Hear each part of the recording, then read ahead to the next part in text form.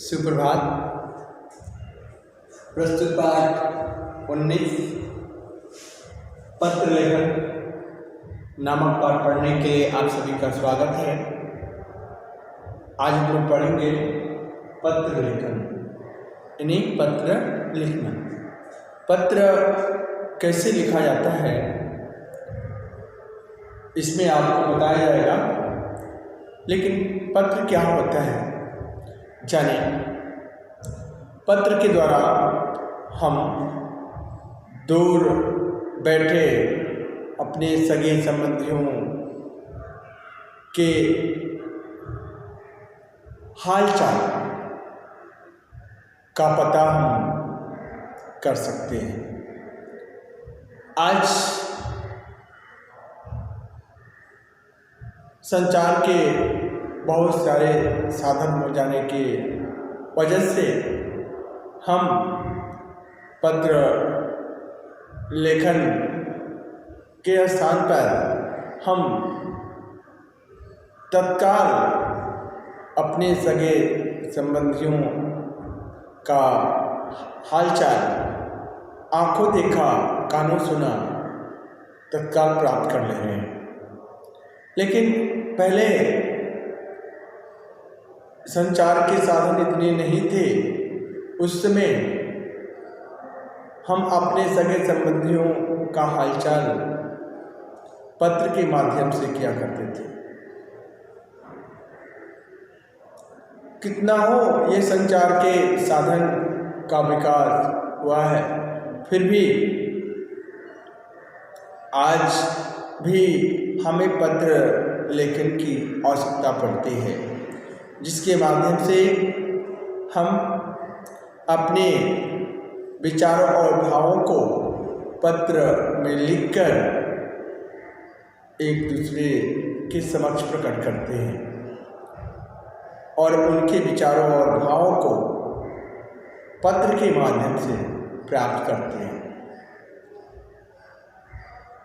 तो आप ये जाना पत्र क्या है। अब आपको बताएंगे पत्र लिखने की विधि।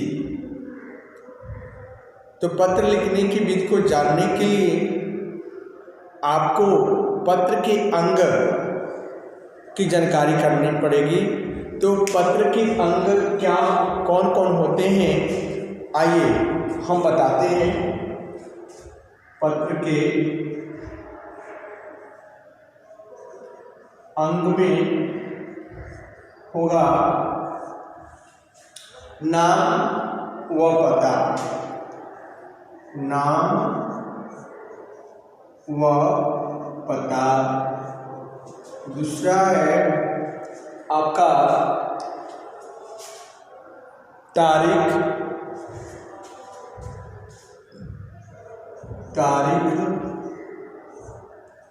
तीसरा है आपका संबोधन। चौथा है आपका विषय।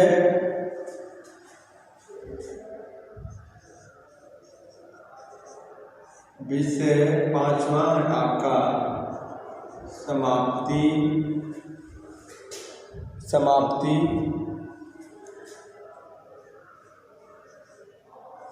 उसके बाद छठा है आपका हस्ताक्षर। यानी ये आपके बीच में जो मैंने लिखा, ये 5 अंग हैं जिसके माध्यम से हम पत्र लेखन का काम करते हैं। तो आइए नाम और पता में क्या करते हैं हम जानें। देखिए, पत्र जो है 2 प्रकार के होता है, एक औपचारिक एक अनौपचारिक। जिसे हम एक पत्र को निजी पत्र कहते हैं, एक पत्र को सरकारी पत्र कहते हैं। तो किसी भी पत्र को लिखने के लिए हमें क्या आवश्यकता पड़ती है, वहाँ पर नाम और वहाँ के पता। नाम का मतलब पद नाम, ध्यान रखने की जरूरत है।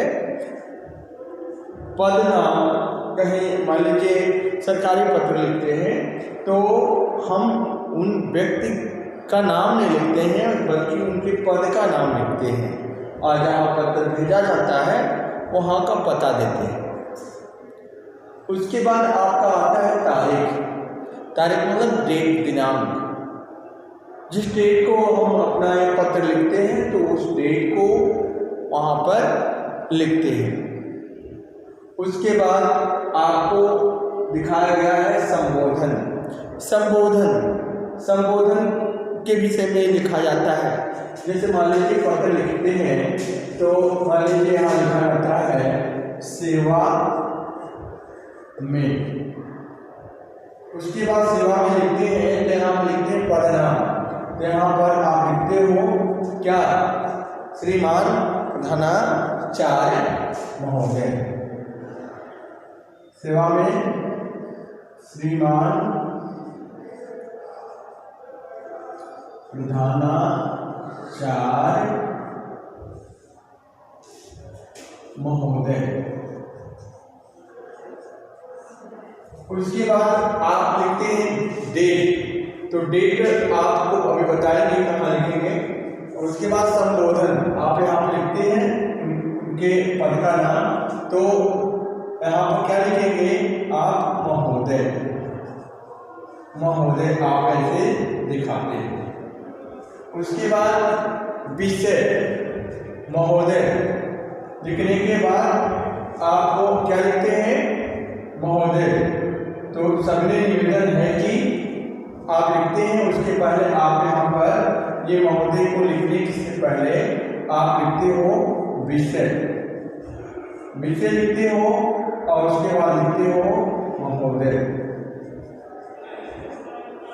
तो यहाँ पर आप जो भी विषय में लिखते हैं उसको लिखते जाते हैं और आप लिखते लिखते उसका समापन यहाँ पर लिखते आते हो और आप यहाँ पर समापन कर देते हैं।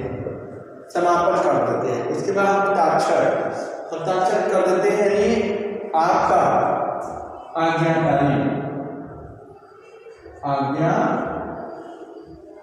ये लिखते हैं आज्ञाकारी। ये यहाँ पर आपको दिखाना पड़ता है।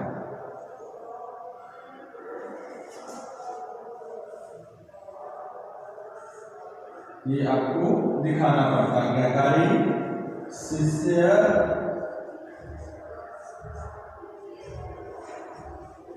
या शिष्य, ये आपको दिखाना पड़ता है। इतना। उसके बाद अपना नाम,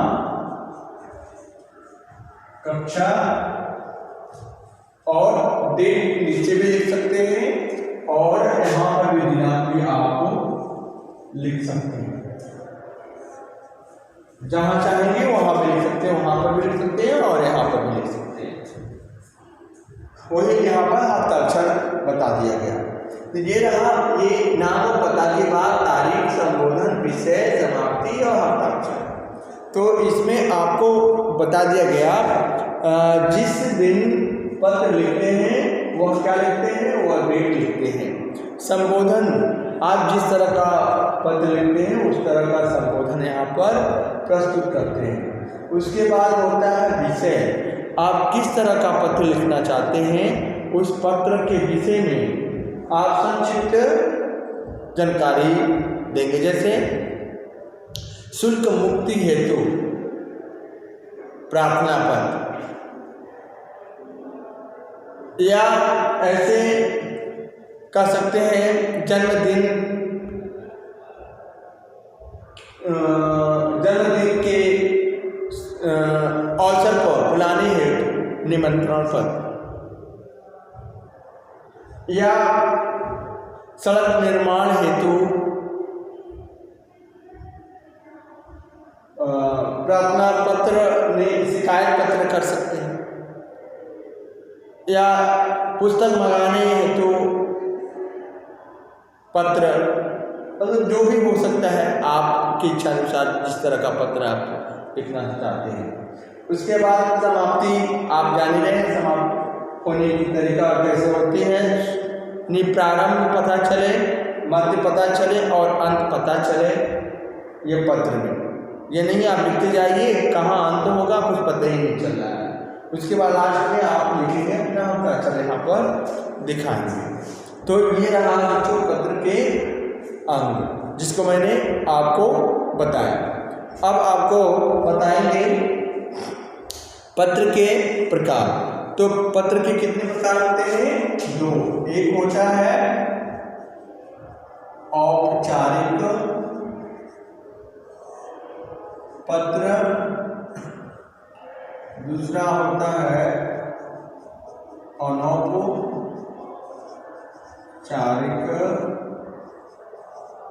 पत्र।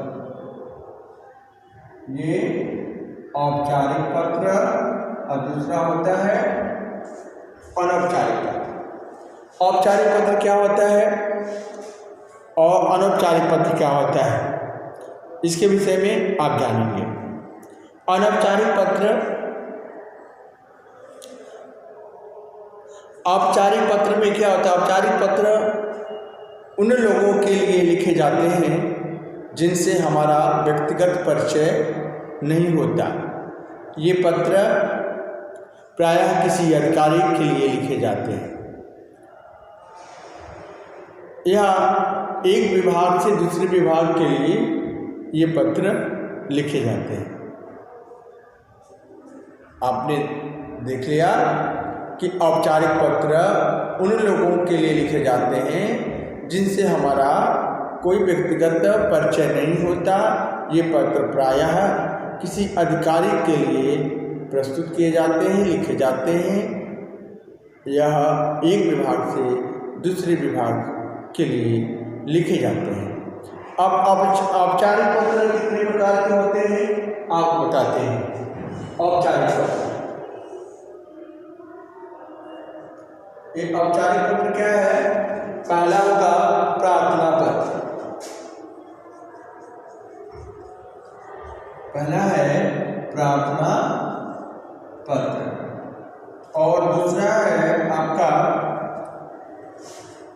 आवेदन पत्र, आवेदन पत्र, तीसरा है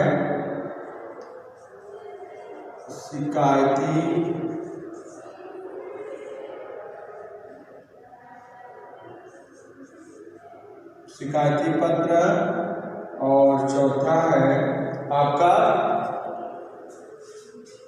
व्यावसायिक पत्र।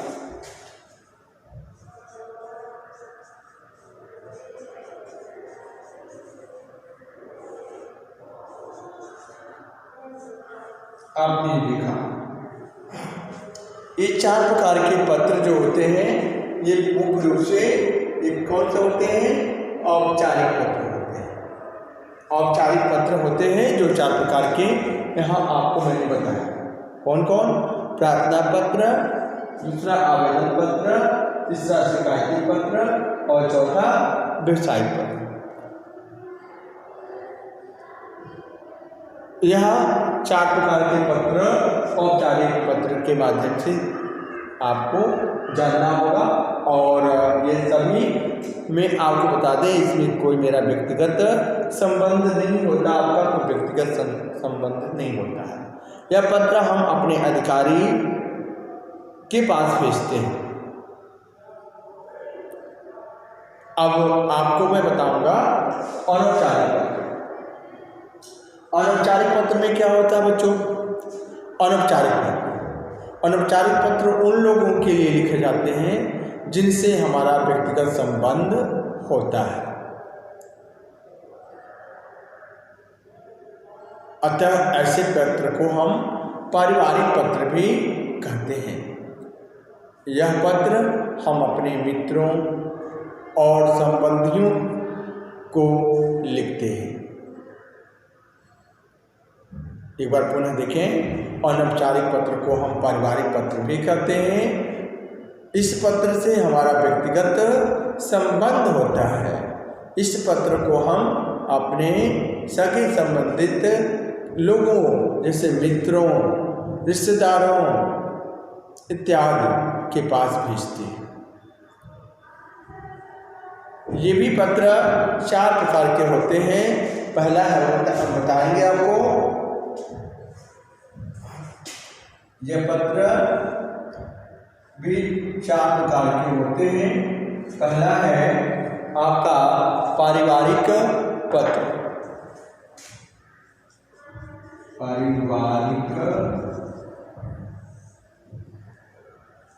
पत्र। दूसरा है पारिवारिक पत्र हो गए, और दूसरा है मित्रगणों को पत्र।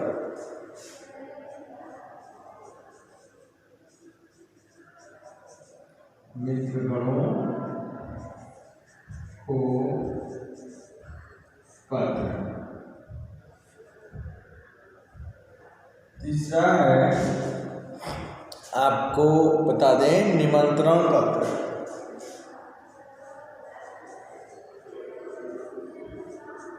निमंत्रण पत्र। चौथा है आपका बधाई पत्र।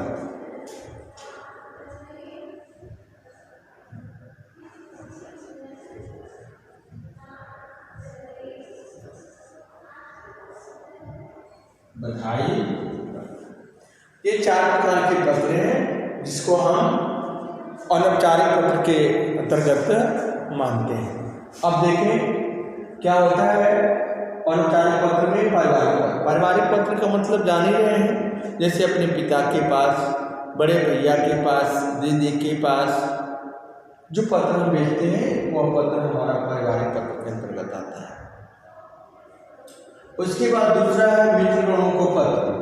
मान लीजिए मित्र गण को बुलाना है या मित्रगण को सूचित करना है कि हमें जो आने वाले जो छुट्टियां होंगी उस छुट्टी में हम लोग कहीं घूमने देशाटन करने के लिए चलेंगे, उस तरह की सूचना देने के लिए, या अपने बारे में सूचित करने के लिए कि मेरी परीक्षा आने वाली है, या किसी प्रकार की जानकारी देने के लिए मित्र को पत्र हम लिखते हैं। निमंत्रण पत्र, मानिए आपके घर कोई शादी या अन्य किसी प्रकार का उत्सव मनाने का कार्यक्रम होने वाला है, ऐसे समय आप अपने मित्र या अपने सगे संबंधियों, रिश्तेदारों के वहाँ जो पत्र लिखोगे वह निमंत्रण पत्र देंगे। बधाई पत्र, मान लीजिए आपके छोटे भाई, बड़े भाई या किसी विशेष तरह का प्रयोजन में उनको सफलता मिली, जैसे मान लीजिए राम आपके भाई हैं, उन्होंने अच्छे नंबर से अपनी पिछली परीक्षा में पास की, तो उनको आप बधाई, आप बड़े हो तो उनको बधाई पत्र भेज सकते हो, बधाई दे सकते हो, आपको बहुत बहुत बधाई कि आपने अच्छे नंबर से अपनी परीक्षा को पास किया। तो इस तरह की बधाई पत्र जो भी होगा वो अनौपचारिक पत्र के अंतर्गत आएंगे। तो बच्चों ये रहा आपको जो मैंने आपको बताया, ये अनौपचारिक पत्र के अंतर्गत 4 था, पारिवारिक पत्र, मित्रगणों को पत्र, निमंत्रण पत्र और बधाई पत्र। यानी पत्र जो 2 प्रकार को आपके बीच में मैंने प्रस्तुत किया, औपचारिक पत्र ये रहा, अनौपचारिक पत्र ये रहा। तो ये रहा पत्रों के प्रकार। अब आपको बताएंगे अच्छे पत्र के गुण। तो बच्चों बता दें अच्छे पत्र के क्या क्या गुण होते हैं। ये सभी पत्र आपका कब अच्छा होगा उसकी जानकारी आपको करना होगा। तो अच्छे पत्र के गुण इस प्रकार हैं, आइए हम लोग पढ़ें। पत्र सरल व स्पष्ट भाषा में होनी चाहिए। कोई भी पत्र जब भी हम प्रस्तुत करें वह पत्र सरल हो, स्पष्ट हो यानी कोई कठिन भाषा उसमें प्रयोग न किए गए। अगला है पत्र छोटा व सुलझा हुआ होना चाहिए, यानी पत्र कोई ऐसा ना हो कि वो बहुत बड़ा हो, न छोटा हो और समझ में आने योग्य हो, ऐसे पत्र को लिखा जाता है। अगला है पत्र में विषय वस्तु व उद्देश्य समझने योग्य भाषा में लिखनी चाहिए, यानी कभी भी पत्र हम लिखें तो उसका जो उद्देश्य हो समझने योग्य हो, और जो भाषा हो पठनीय हो, भाषा पढ़ने योग्य हो। ऐसी भाषा का प्रयोग न करें जो हमें समझ में न आए, पढ़ने वाले को भी समझ में न आए, ऐसे भाषा का प्रयोग हमें कदापि नहीं करना चाहिए। पत्र प्रभावशाली होना चाहिए, यानी पत्रों को लिखने का तरीका ऐसे बनाना चाहिए कि पढ़ने वाला उत्सुकता बनी रहे कि मुझे इस पत्र को पढ़ना है, मैं अगला जो शब्द है क्या लिखा गया है, अगली वाक्य क्या है, उसको पढ़ने में उत्सुकता बने, ऐसे शब्दों का समावेश करना चाहिए। अगला है पत्र सदैव आकर्षक व साफ लिखावट में होना चाहिए, जैसा कि मैंने आपको बताया। पत्र कभी भी ऐसे लिखो कि वो आकर्षक करे, पढ़ने वाला उत्सुकता उसके अंदर बनी रहे कि अगला टॉपिक क्या होगा, अगला क्या लिखा गया है, इसको पढ़ना जरूरी है। आपका हैंडराइटिंग अच्छा होनी चाहिए, आपके द्वारा किसी भी प्रकार का कटपिट न होना चाहिए, आपकी लिखावट साफ सुंदर होनी चाहिए, तब पढ़ने वाला आपके पत्र को पढ़ सकता है और आपके पूरे भाव को समझ सकता है। तो बच्चों, ये रहा अच्छे पत्र की गुण। अब ये सभी जानकारी करने के बाद आपको अगला आपको बताएंगे पत्र लेखन में प्रयुक्त अभिवादन कैसे करते हैं। तो अपने से बड़ों के लिए संबोधन के रूप में कैसे करते हैं, पूज्य, पूजनीय, आदरणीय, माननीय, श्रीमान, परम पूज्य, श्रद्धेय आदि का प्रयोग करते हैं।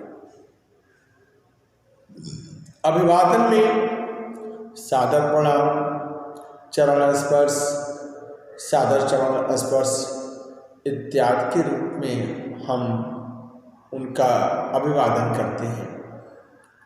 समाप्ति कैसे करते हैं?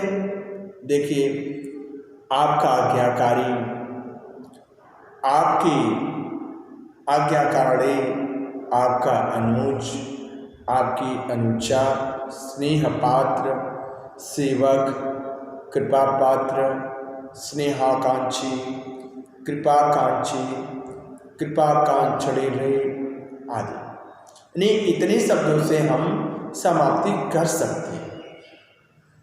अपने से छोटों के लिए संबोधन कैसे करेंगे? प्रिय, चिरंजीव, आयुष्मान, आयुष्मती, चिरंजीव, परम प्रिय, प्रियवर आदि। अभिवादन, प्रसन्न रहो, शुभाशीष, शुभाशीष, प्रवाद, सुखी रहो आदि। समाप्ति, तुम्हारा हितैषी, तुम्हारा शुभचिंतक, तुम्हारा अग्रज, पिता, तुम्हारा शुभाकांक्षी, शुभेच्छी आदि। यानी इस तरह से समाप्ति हम अपने छोटों के लिए कर सकते हैं। बराबर वालों के लिए संबोधन कैसे करेंगे? प्रिय बंधु, बंधुवर, प्रिय मित्र, मित्रवर, प्रिय नाम आदि। अभिवादन, सब प्रेम नमस्ते, सब प्रेम नमस्कार, नमस्ते, नमस्कार आदि। उसके बाद आपका इसमें समाप्ति होगा, तुम्हारा परम मित्र, तुम्हारी सखी, तुम्हारा अभिन्न मित्र, चिरन स्नेही, चिर शुभाकांक्षी आदि। तो इस तरह जो है हम अपना समाप्ति अपने से बराबर के लोगों के लिए कर सकते हैं। अब प्रार्थना पत्र के लिए संबोधन कैसे करते हैं? श्रीमान प्रधानाचार्य महोदय, प्रिय महोदय, मान्यवर, माननीय महोदय आदि। अभिवादन, मान्यवर, महोदय, मान्य आदि। समाप्ति, प्रार्थी, विनीत, आपका आज्ञाकारी शिष्य इत्यादि। व्यवसायिक पत्र के लिए क्या करते हैं? संबोधन, श्रीयुत व्यवस्थापक महोदय आदि। अभिवादन, महोदय आदि। समाप्ति, भवती आदि। किसी अधिकारी या समाचार पत्र संपादक को लिखे गए पत्रों में कैसे संबोधन करते हैं देखें। श्रीमान संपादक महोदय, अभिवादन में महोदय, मान्यवर, समाप्ति में भवती, भवदीया आदि। तो बच्चों, ये रहा आपको पत्र लिखते समय कुछ संबोधन, अभिवादन, समाप्ति जो आप अपने से बड़ों, अपने से छोटे, अपने बराबर के लोगों के लिए तथा प्रार्थना पत्र में, व्यवसायिक पत्र में, किसी अधिकारी या समाचार पत्र या संपादक को लिखे गए पत्र में कैसे करते हैं, उसको मैंने आपको बताया। उम्मीद है आप सभी को ये तरीका समझ में आया होगा। अब आपको ध्यान देना होगा, आप कब इसको अच्छे से समझ पाएंगे, हमें ऐसा महसूस होगा जब आप औपचारिक पत्र के अंतर्गत एक प्रार्थना पत्र लिखेंगे, एक आवेदन पत्र लिखेंगे, एक शिकायती पत्र, एक व्यवसायिक पत्र, एक पारिवारिक पत्र, एक मित्रों को पत्र, एक निमंत्रण पत्र, एक बधाई पत्र, यानी 4 इसमें और इसमें, यानी 8 प्रकार के जब आप इस पत्र को लिखते हैं तो निश्चित रूप से आपको ये पूरा प्रैक्टिस, पूरा अभ्यास हो जाएगा और आप अच्छे से पत्र लिखने का तरीका सीख लेंगे। तो बच्चों, ये रहा आपका पत्र जिसको मैंने आप सभी को बताया। आपने इसे पढ़ा, इसे पढ़ने के लिए आप सभी को धन्यवाद।